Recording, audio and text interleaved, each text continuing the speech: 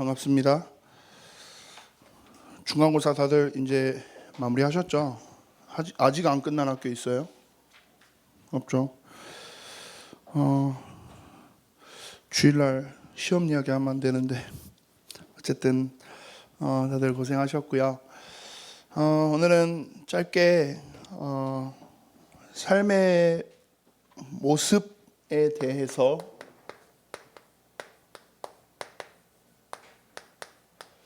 조금 이야기해 보려고 그래요.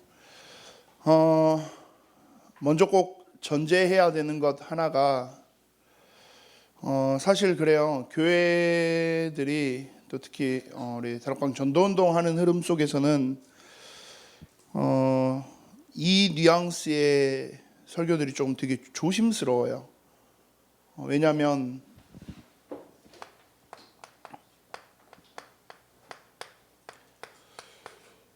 율법주의처럼 보이는 이야기가 될 것 같아서 그래서 먼저 미리 전체를 하고 갑니다. 오늘 시편 15편 뭐 본문을 읽어보시면 아시겠지만 굉장히 그 똑바로 살아라라는 뉘앙스의 본문이에요. 거룩하게 살아라, 뭐 경건한 사람, 뭐 죄짓지 말고 살아라, 그 뉘앙스의 본문이에요. 근데 제가 조금 여러분들이 한 번의 그 선을 조금 정해 보셨으면 하는 게, 이거 분명히 다른 이야기예요. 율법주의와 율법은 분명히 다른 이야기예요. 율법주의는 문제가 돼요. 굉장히 많은 부작용이 있고요. 근데 율법은 굉장히 중요한 거예요, 사실. 예수님께서도 말씀하시는 게 내가 율법을 폐하러 왔다라고 말씀하지 않고 율법을 완성하기 위해서 오셨다라고 말씀해요. 근데 이제 흔히 우리 그 부모님 세대의 그런 부분 때문이겠죠. 저는 이거 진짜 싫어했거든요. 왜 이제 율법이라기보다는 이쪽이 더 강하죠. 하필이라 표현하면 또 이상하구나. 제가 이제 나온 대학교가 고신대학교예요, 부산에. 우리나라 교단들 중에서도 제일 보수에 서 있다라고 이야기하는 교단이고, 그 교단에서 이제 학교를 다니면서 뭐 쉽게 말해서 저희 친구들은 다 고신교단 사람들이에요. 그러면서 겪었던 몇 가지 사례 중에 하나가 제일 대표적이었던 게 저는 그거예요. 시험 기간에 고신대 학교 같은 경우는 그 학교 도서관은 24시 오픈이잖아요. 뭐 당연한 이야기죠. 근데 고신대 학교 도서관은 토요일 밤 12시가 되면 불이 꺼져요. 그리고 주일에서 월요일 넘어가는 12시가 돼야 다시 불이 켜져요. 일요일은 온전히 도서관이 운영하지 않아요. 문 닫고. 왜요? 주일날 공부하면 안 돼요. 어디 감히 거룩한 주일날 시험 공부를 한다고. 1학년 때 멋모르고 한번 시험 기간에 자료 찾는다고 도서관 올라갔다가 도서관 불이 꺼진 걸 보고 조금 당황해서 그러게 했는데 기숙사 입구에서 선배 한 명을 만났어요. 선배가 니 뭐 왜 왔냐고. 저 뭐 이거 내일 뭐 시험. 그 다음 날 저희 학번 전체에 이렇게 집합 걸렸어요. 저 때문에. 그러면서 다들 하시네요. 어디 주일날 시험 공부를 하겠다고 도서관으로 올라오냐고. 웃기죠. 근데 고신교단은 좀 그런 교단이기도 해요. 뭐 더 조금 황당한 이야기 하나를 드린다면 시험 기간이면 피곤하잖아요. 저희 이제 전도사 당시니까 시험 기간에 자기들도 시험 공부하고, 전도사지만 어쨌든 신학생이니까 자기도 중간고사, 기말고사가 있고 날 새서 막 시험 공부를 하고 막 이렇게 하다가 이제 토요일 저녁에도 시험 공부를 좀 하고 늦게 말 하고 하니까 주일날 피곤했던 거죠. 이 친구가 주일날 중고등부 예배를 마치고 너무 졸리고 피곤하니까 교회 앞에 있는 자판기에 가서 200원 넣고 커피를 뽑았어요. 뒤에서 갑자기 우당탕탕 소리가 나요. 뒤를 봤더니 자기 교회, 자기가 가르치고 있는 중등부 여자애들 3명이 들고 있던 모든 책과 가방을 다 떨어뜨리면서 거의 눈물이 그렁그렁 맺혀 있어요. 야 니네 왜 이래 그랬는데 그 친구들이 울면서 가면서 했던 이야기예요. 전도사님이 주일날 돈 썼다.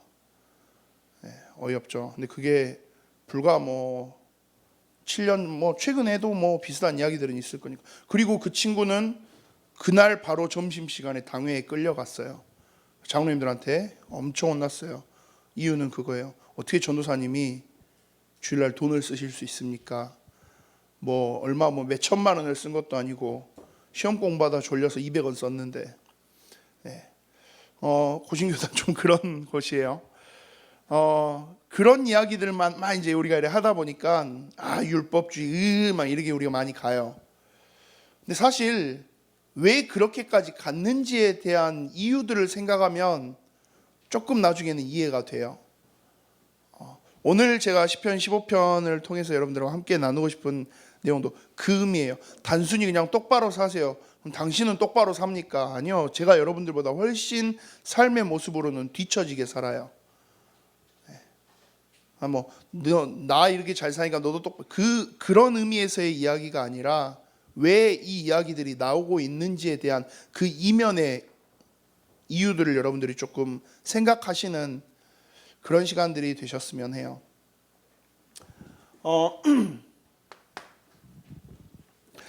보면 그런 것 같아요.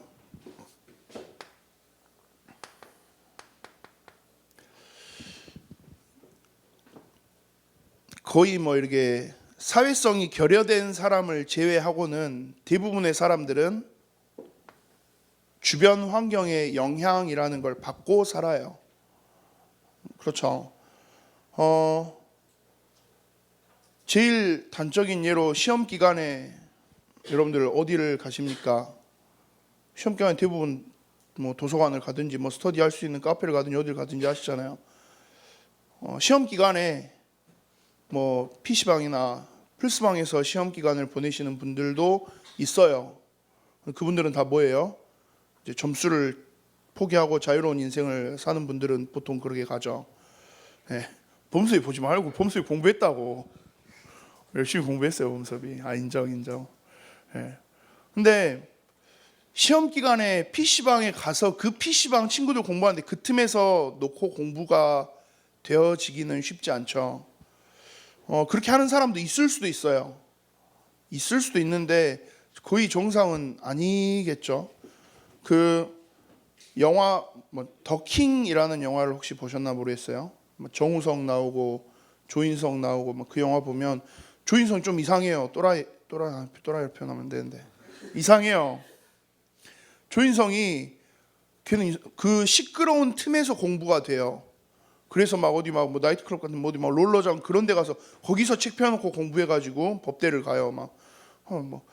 그건 전 보면서 저건 영화니까 그렇지 저게 말이나 될까라고 하는 게 이거 당연한 이야기잖아요. 왜 굳이 공부를 안 하더라도 도서관 가는 이유는 뭐예요? 그래도 조금 공부하는 그 분위기 속에서 조금이라도의 영향을 받고 싶으니까. 왜 시험 공부하는데 PC방 가서 하지 않아요? PC방 가서 있으면 나도 그 마우스를 언젠간 잡고 있을 거니까. 그러다 보면 내일 아침이 되고 또 그냥 한숨 쉬면서 시험 보러 가야 그런 거잖아요. 저도 마찬가지예요. 저는 이걸 정말 많이 타는 스타일이에요. 저는 주변의 환경의 영향을 굉장히 많이 받아요. 그래서 어떤 성향의 사람과 있느냐가 저는 굉장히 흔히 팔랑귀라 그러죠. 귀가 얇기도 하고 분위기도 굉장히 잘 타고 그러다 보니까 전 주변 환경의 영향을 정말 많이 받아요. 그래서 제 주변에 뭔가를 먹는 걸 좋아하는 사람들이 있다 폭발적으로 찌는 거고요. 제 주변에 먹는 걸 싫어하는 사람들이 있다 그러면 제가 살이 빠지는 거죠. 다들 눈빛이 왜 그래요? 지금까지 한 번도 제 주변에 먹는 걸 싫어하는 사람이 없었을 뿐이에요. 단지 그 사람들보다 제 영향력이 더 큰 거겠죠. 저랑 있으면 다 먹게 되더라고요. 이번 주에 호대 지교회 하는데 호대 지교회 친구들은 별로 안 먹긴 하던데 왜 이 이야기를 하냐면 정말 주변의 영향을 많이 받는 사람, 또 반대로 크게 그 주변의 영향을 많이 받지 않는 사람, 차이점이 뭘까라고 했을 땐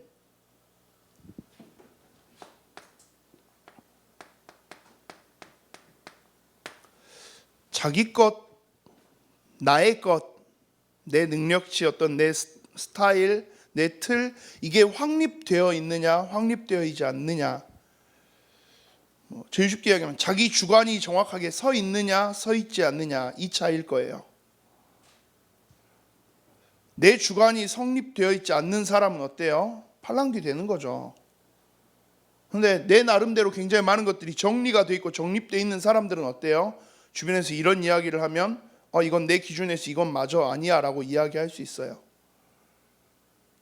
기준점이 명확하게 세워져 있느냐, 혹은 그걸 버티고 설 수 있는 내 삶 속에서의 구심점이 확실하게 설정되어 있느냐, 혹은 내가 바라보고 가는 목표점이 명확하게 있느냐, 그게 굉장히 중요한 역할이 돼요.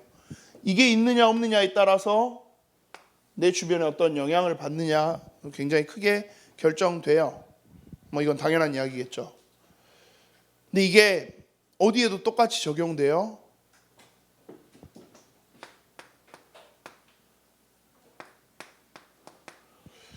영적인 부분과 육신적인 부분의 밸런스에 있어서도 똑같이 적용돼요.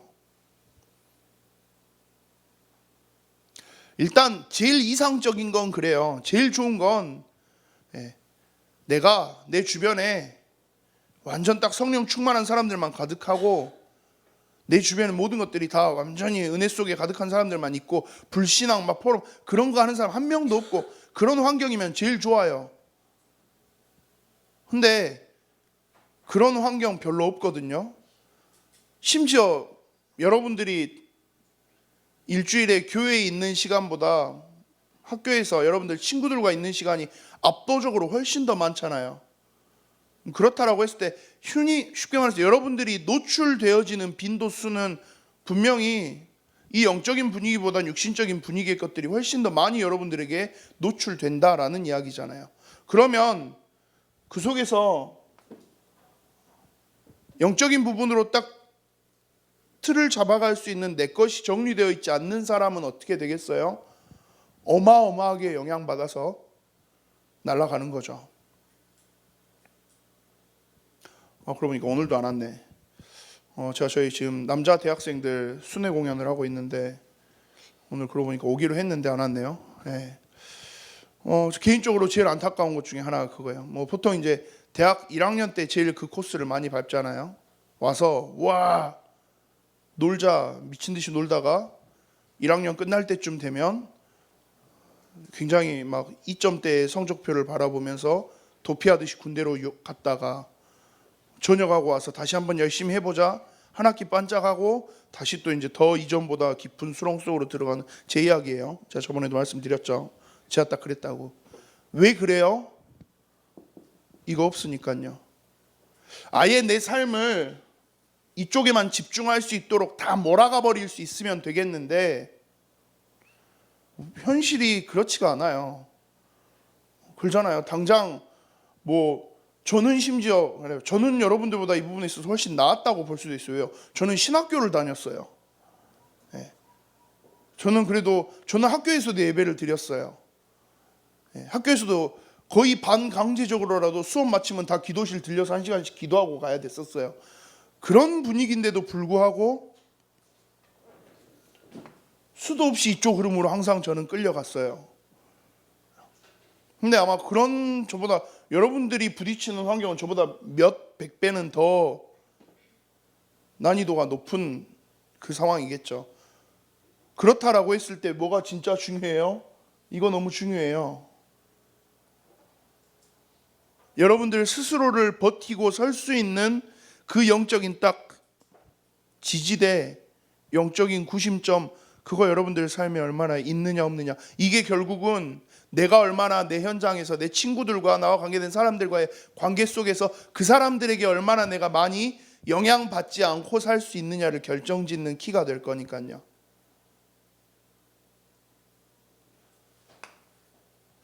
그래서 우리한테 이걸 회복하자고 계속 이야기하고 있는 거예요.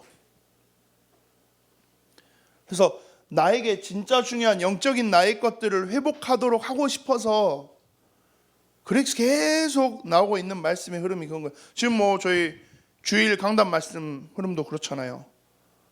하나님과의 관계, 그리고 여호와 하나님을 신뢰하고 의지하고 경외하는 거, 이제 나의 예배, 그 속에서 그래도 기도의 무릎을 꿇으면서 갈 수 있도록 하는 거 다 뭐예요? 그 시간들을 통해서 뭐 하라는 거예요? 여러분들 스스로가 현장에서도 튼튼하게 서 있을 수 있도록 하는 그 영적인 틀을 만들어내라는 거예요. 자, 2019년 원단 옛 틀을 벗어버리고 새 틀을 덧입어라 했을 때 그 틀이 갖는 의미가 뭘까요?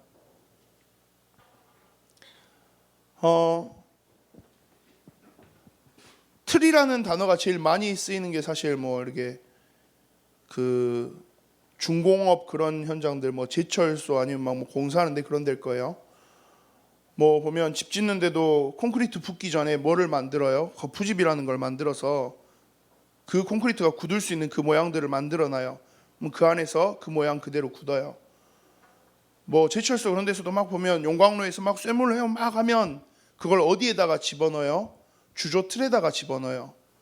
이 모양이 만들어지고 나올 수 있도록 그렇게 해서 만들어내는 거죠. 틀이라는 건 그 역할이에요. 어떻게 보면 우리는 좀 되게 그냥 주변 환경에 따라서 이래저래 막 움직여지고 뭉그러지기도 하고 웅뚱그려질 수도 있는 그런 상황일 수도 있어요. 쇳물처럼 용광로에서 이제 막 나온 그 흐물흐물한 그 쇳물처럼 어떻게 하느냐에 따라서 어떤 모양이든지 나올 수 있어요. 그러면 진짜 중요한 작품으로서의 그 응답이 만들어지려면 어디에 들어가야 돼요? 그 작품을 위해서 준비한 틀 속에 들어가야 되는 거예요. 근데 그냥 틀이고 뭐고 그냥 되는 대로 땅바닥에 아무 데나 이렇게 놔두면요, 불순물 덩어리 그냥 쇠떼기 하나 땅바닥에 굴러다니는 거죠. 틀이라는 건 그것 때문에 필요해요. 무조건 다들 오해하는 게 옛 틀만 이야기예요. 틀을 다 깨야 된대요. 틀 그냥 깨고 그럼 아무 틀도 없이 있으면요, 그냥 날아가는 거예요. 이 영향력 속에서 아무것도 안 되는 거예요. 옛 틀 깨는 거 그것도 쉽지 않지만 그래서 우리에게 진짜 중요한 건 뭐예요? 새로운 틀을 붙잡고 가는 거예요. 하나님이 나를 통해서 무언가를 하시려고 하는 그 새 틀을 찾아내는 거. 자, 그러면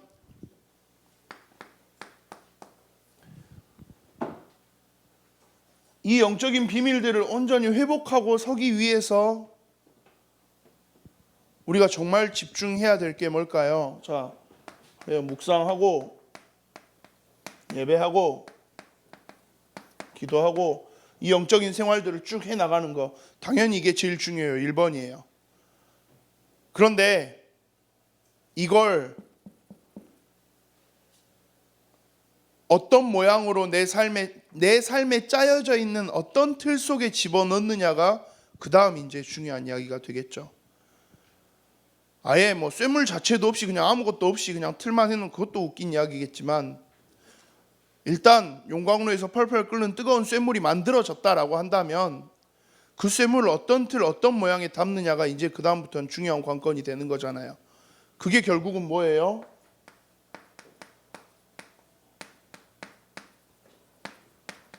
여러분들 삶의 모습이에요.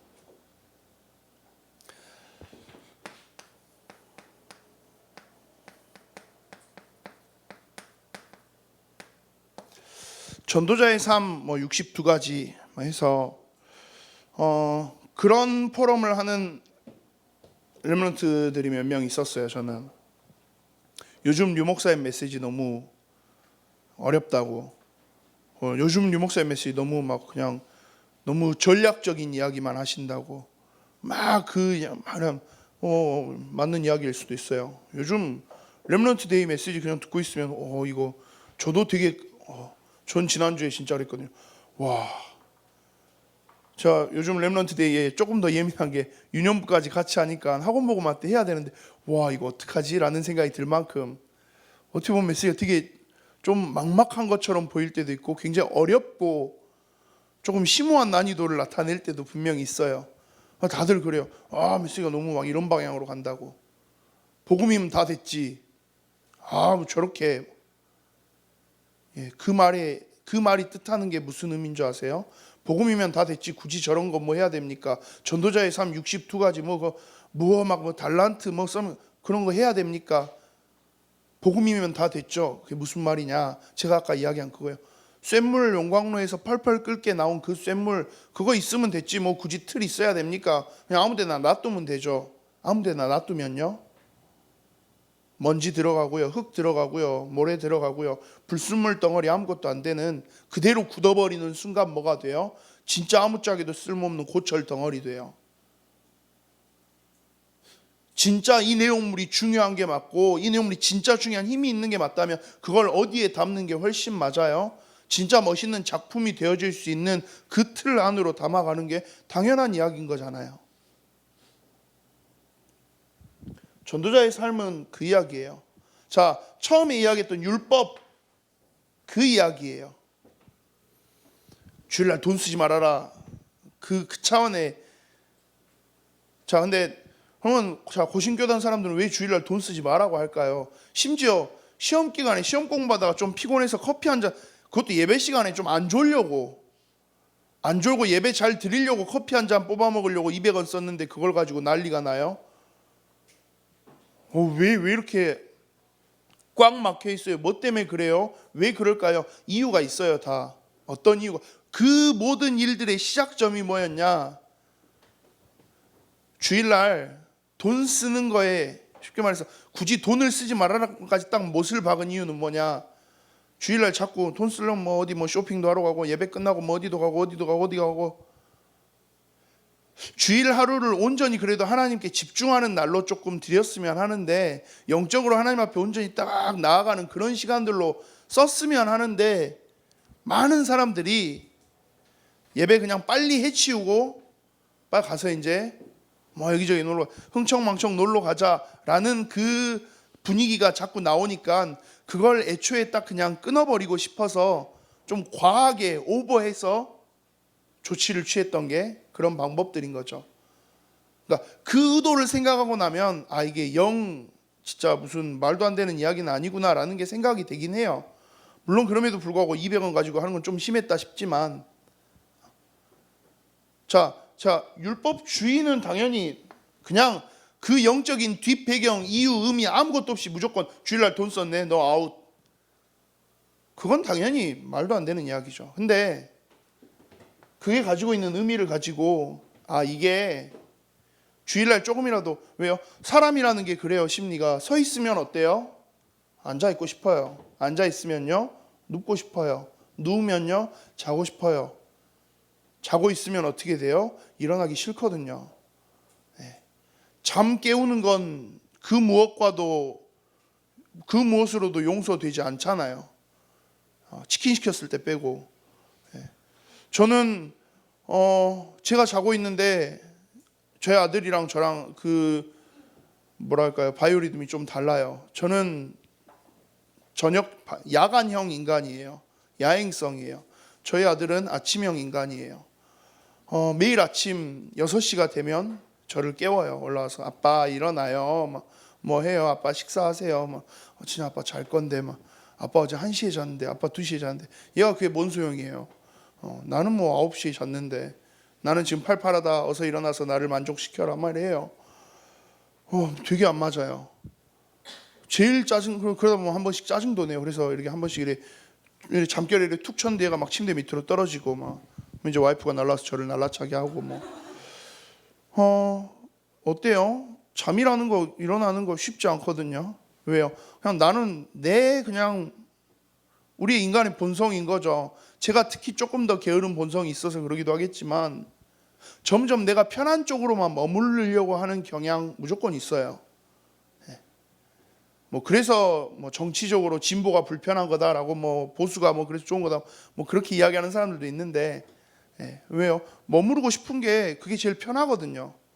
굳이 이걸 깨야 돼? 굳이 이걸 바꿔야 돼? 근데 그걸 안 하면 어떻게 돼요? 어느 순간 우리 담임 목사님 자주 말씀하시는 무감각의 상황이 찾아오거든요. 영적으로도 똑같이 찾아올 거거든요. 그렇기 때문에 뭐 하자라는 거예요? 점검하자라는 거예요. 사실 율법은 그 역할이에요. 이걸 가지고 너 이거 했네? 합격. 너 이거 안 했네? 탈락. 율법은 누군가를 이 잣대로 정죄하고 찍어내기 위한 게 아니라 하나님이 주신 복음과 은혜 앞으로 더 가까이 나아갈 수 있도록 체크하고 점검하는 역할을 하는 게 율법이에요. 근데 많은 사람들이 이걸 되게 오해해요. 율법은 무조건 나쁜 거? 아니요, 율법은 굉장히 좋은 거예요, 사실. 율법을 이상하게 사용해서, 원래 율법은 뭐예요? 율법은 내 스스로가 하나님과의 관계를 점검할 수 있도록 만드는 수많은 장치들이에요. 근데 이 율법을 어디에다가 적용해요? 나에게 적용한 게 아니라 다른 사람한테 적용하고 있는 거예요. 그래서 쟤는 이랬으니까 안 돼, 쟤는 이랬으니까 안 돼, 쟤는 이랬으니까 안 돼. 그런 사람한테는 진짜 그 이야기가 가야죠. 그럼 너는? 근데 대부분 그런 사람들의 특징은 뭐예요? 자신에게는 굉장히 관대하고 다른 사람에게는 굉장히 엄격해요.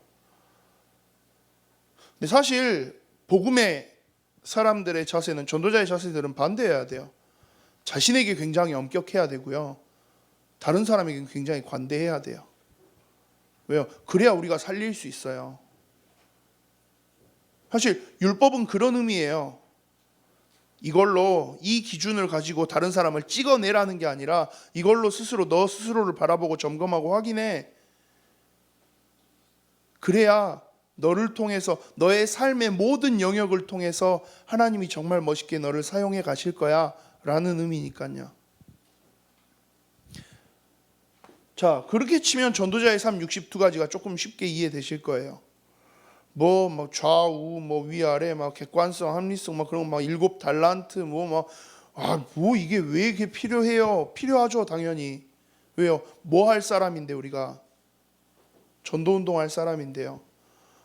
여러분들이 결국은 여러분들 현장에서 뭐 할 사람인데요. 여러분들을 통해서 이 복음이 증거되도록 할 사람들인데요. 여러분들 삶의 모습을 조금 가꿔야 될 필요가 있는 게요. 좀 이거 너무 가식적이지 않아요? 율법적이지 않아요? 아니요. 그 율법적이어야 될 필요가 있는 게요. 여러분들 현장에 있는 사람은, 여러분들 주변에 있는 불신자들은 여러분들 안에 있는 복음을 바로 볼 수 없어요. 여러분들 현장에 있는 불신자들 보고 은세 안에 예수 그리스도가 확실히 역사하시는구나, 고백 절대 안 돼요. 왜요? 예수 그리스도가 뭔지도 모르는데. 여러분들 현장에 있는 사람들이 범섭이를 보고 범섭이 보니까 진짜 하나님 살아계시는 게 느껴지고, 아니요, 걔네들은 하나님 믿지도 않는데. 맞잖아요. 여러분들 현장에 있는 사람들, 여러분들 주변에 관계된 사람들이 결국 여러분들을 보는 첫 번째는 뭐예요? 여러분들 삶의 모습이에요. 그러면 이 복음을 가지고 하나님의 자녀로서 살아가는 그 삶의 모습이, 근데 보면 이게 나쁘다의 차원의 그 이야기는 아니고요. 근데 보면 오히려 세상 친구들보다 더 술에 꼬라서 있고, 더 심각한 꼴초로 있고, 그러게 있으면서 그래도 야, 하나님 살아계신다. 진짜 급한 사람은 하나님 그렇게라도 쓰시긴 해요. 그렇게라도 구원하시긴 해요. 근데 그 사람을 통해서 지속적인 전도운동 불가능할걸요? 왜요? 사람들이 보는 건 삶의 모습이라니까요. 쟤는 사는 거 보니까 영 아닌데. 어쩔 수 없는 거예요. 그래서 뭘 이야기하는 거예요? 그것 때문에라도 삶의 모습들을 조금 정리해 나가자라는 거예요. 삶의 모습들을 조금은 우리가 정돈하고 가자라는 거예요. 아닌 척 이래 가식적으로 살아라. 저는 필요하다면 그 가식도 있어야 된다고 생각해요. 내가 하는 그 가식이 나를 속이는 건 아니겠지만, 그건 안 되겠지만, 내가 조금 이걸, 내 삶의 모습들을 정돈하고 조절함으로써 내 주변에 나로 인해서 복음 받을 수 있는 사람이 나타난다면, 여러분들 삶의 영역 조금 조절하는 거 필요해요.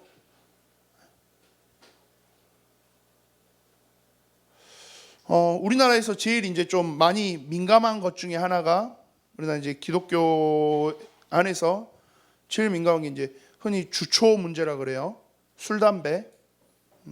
술, 담배를 해도 됩니까? 안 됩니까? 해도 상관없어요, 사실. 성경에 없잖아요. 담배 피면 지옥 간다, 없어요. 술 먹으면 지옥 간다, 없어요. 구원과 전혀 상관없는 문제예요. 그런데 그게 굉장히 한국 교회에서는 중요한 이슈가 돼요. 왜요? 사회적인 통념이라는 게 있어요. 그 사회적인 통념이 그래 자리가 잡혀 있어요, 이미. 제가 대학부 예배를 하는데 지금 이 자리에서 자 올라와서 자 담배 한 대 피고 시작하겠습니다. 대학부 예배 마치고 술 한잔 합시다. 아마 다 사라지실걸요? 그러잖아요. 왜요? 그게 근데 우리도 그럴진데 심지어 불신자들 입장에서 일반 사람들의 입장에서 똑같은 이야기인 거죠. 그 사람들이 가지고 있는 어떻게 보면 그 사람들이 가지고 있는 뭐 별로 바람직하지 않은 틀이다라고 이야기하더라도 어쨌든 대부분의 사람들이 우리가 하고 있는 어떤 모습들 때문에 그 사람들에게 복음이 전달될 수 있는 여지들이 차단된다라면 정리하는 게 훨씬 맞는 이야기인 거죠.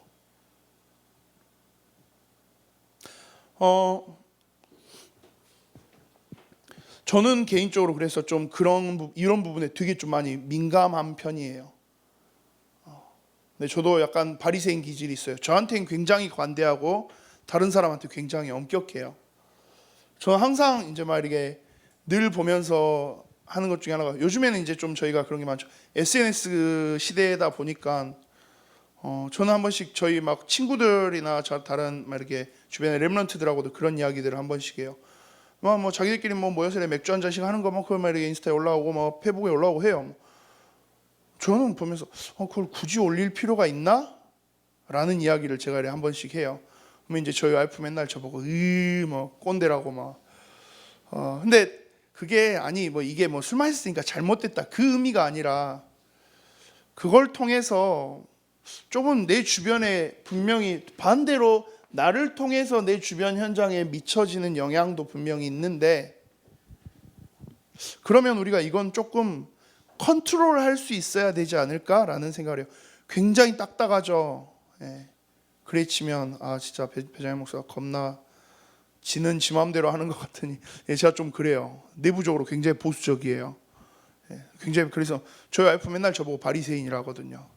그럼 스스로한테 그 엄격한 잣대를 들이대야 되는데 저한테는 안 그러잖아요. 저는 거울 보고 제 얼굴이 괜찮다고 생각해요.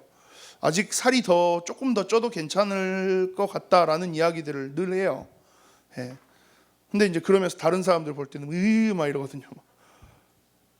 근데 분명히 그거 잘못된 거지만 내 현장에서 내 주변 사람들이 나를 바라보는 것 그거 우리 생각하고 이제는 그걸 좀 생각하고 살 나이는 된 것 같아요. 왜요? 대학생이잖아요. 중고등부 애들은 아직 그걸 생각할 여력은 없는 것 같아요. 걔들은 아직 한참 정신없이 담임 목사님 표현으로 뇌가 없는 시대를 살아가고 있는 거니까 그게 어느 정도 정리되고 나서 지금 우리는 이제는 조금씩 그걸 좀 바라볼 시간이기도 한 것 같아요. 왜요? 결국 나를 통해서 내 주변에 구원받을 하나님의 사람들 분명히 예비되어 있거든요. 그러면 그 사람들에게 나를 통해서 얼마나 확실하게 이 복음이 전달될 수 있도록 할까? 우린 그거 정말 많이 고민해 봐야 돼요. 어떻게 보면 그게 훨씬 더 효과적인 캠프의 기획이 될 수도 있어요. 자, 계속 이래 가면 잔소리 같으니까 오늘 그 개념에서 시편 15편을 다시 한번 읽어보겠습니다. 여호와여 주의 장막에 머무를 자 누구오며 주의 성산에 사는 자 누구오니까.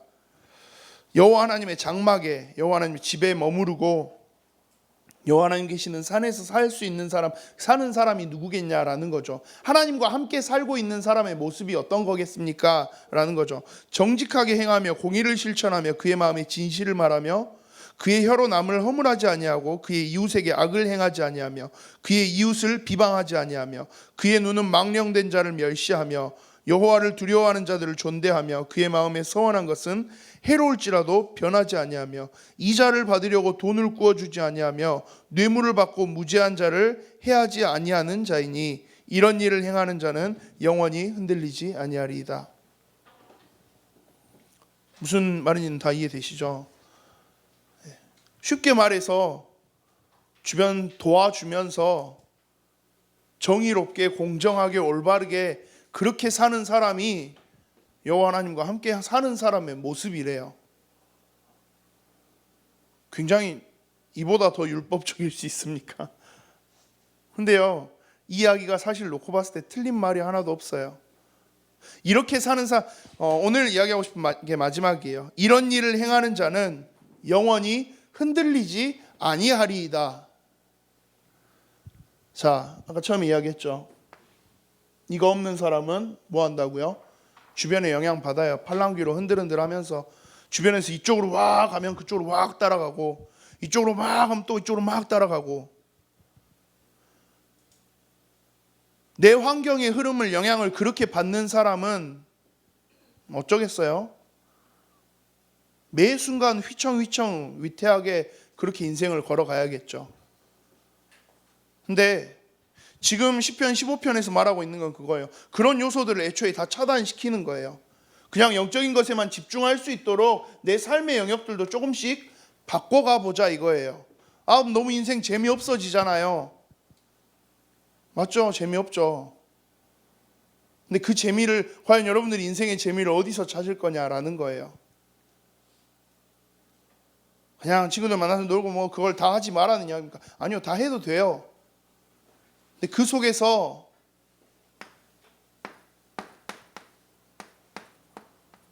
한 가지의 목표를 정확하게 하고 여러분들 삶의 모습들을 이끌어 가시라는 거예요. 그게 뭐예요?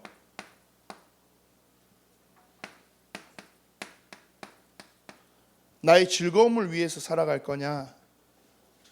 아니면 하나님의 나라를 위해서 살아갈 거냐?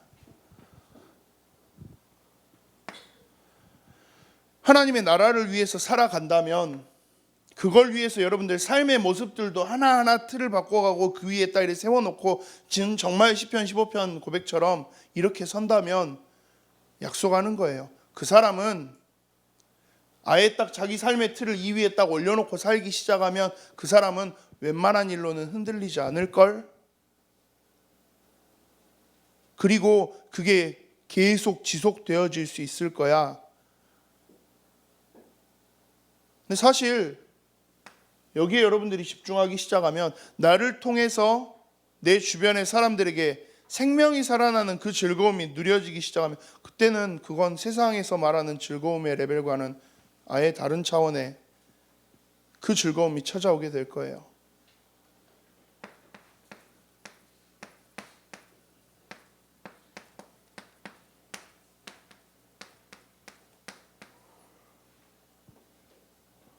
저는 여러분들이 이걸 조금 한번 생각해 보셨으면 해요.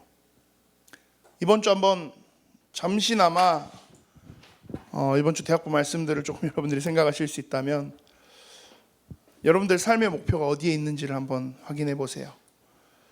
그리고 여러분들은 지금 어떤 삶의 틀을 가지고 살아가고 계시는지 여러분들 삶의 모습을 한번 점검해 보세요. 나는 내 주변에 있는 나와 관계된 사람들에게 내 삶의 모습은 어떤 모습으로 보여지고 있을까? 나는 지금 내 주변에 어떤 영향력을 끼쳐주고 있을까? 그리고 반대로 나는 내 환경에, 내 현장에 얼마나 영향받고 살아가고 있을까? 고민을 이번 주 진짜 많이 했어요, 사실. 어제 밤 늦게 저희 효성이가 연락 왔을 때까지도 계속 고민을 했어요. 오늘 이 메시지를 할지 말지를 두고 본문을 두 개를 두고 계속 고민을 하다가 그냥 하자 했어요. 어차피 제가 여러분들과 함께 할 수 있는 날 올해까지인데 그냥 함께 제가 진짜 나누고 싶은 말씀들은 함께 그냥 나누고 갔으면 그냥 그런 생각이 들어서 논란의 여지가 굉장히 많을 수 있는 그런 메시지이기도 해요. 그런 이야기들이기도 하고. 근데 그래서 분명히 제가 처음에 전제했던 거예요. 율법주의적인 똑바로 살아라 그 이야기를 하는 게 아니에요. 무엇 때문에 똑바로 살아야 되는지, 무엇 때문에 내 삶의 영역들이 조금은 다듬어질 수 있어야 되는지, 무엇 때문에 내 삶의 모습들이 조금은 정돈될 필요성이 있는지, 그걸 이야기하는 거예요. 조금은 이제는 그냥 내 마음대로 막 달려가는 그 인생보다는 조금은 여러분들 한 차원 더 올라설 수 있는, 여러분들의 현장도 바라볼 수 있고, 이제 나만 바라보는 그 시기가 아니라 이제 내 현장을 바라보고 내 주변을 바라보면서 그 영향력을 두고도 조금 고민해 갈 수 있는 그런 우리 예일교회 대학부 여러분들 되시기를 소망합니다. 기도합니다. 살아계신 하나님, 하나님 주신 은혜 속에서 하나님 주신 놀라운 사랑을 마음껏 누리며 나의 현장에 하나님의 은혜와 사랑을 증거하는 증인으로 쓰임받을 수 있기를 소망합니다. 하나님이 쓰시는 전도자의 응답들을 누리는 대표적인 렘넌트 전도자의 삶이 우리 예일 대학부 모두에게서 시작되어지기를 소망합니다. 하나님, 그를 위하여서 점검해야 할 나의 삶의 모습들이 있다면, 갱신해야 할 나의 삶의 틀들이 있다면, 새롭게 도전해야 할 나의 삶의 목표들이 있다면 하나님이 이끌어 가시는 그 방향 그대로 하나하나 인도받아 갈 수 있도록 주님이 역사해 주시옵소서. 감사를 드립니다. 살아계신 주 예수 그리스도 이름으로 기도합니다. 아멘.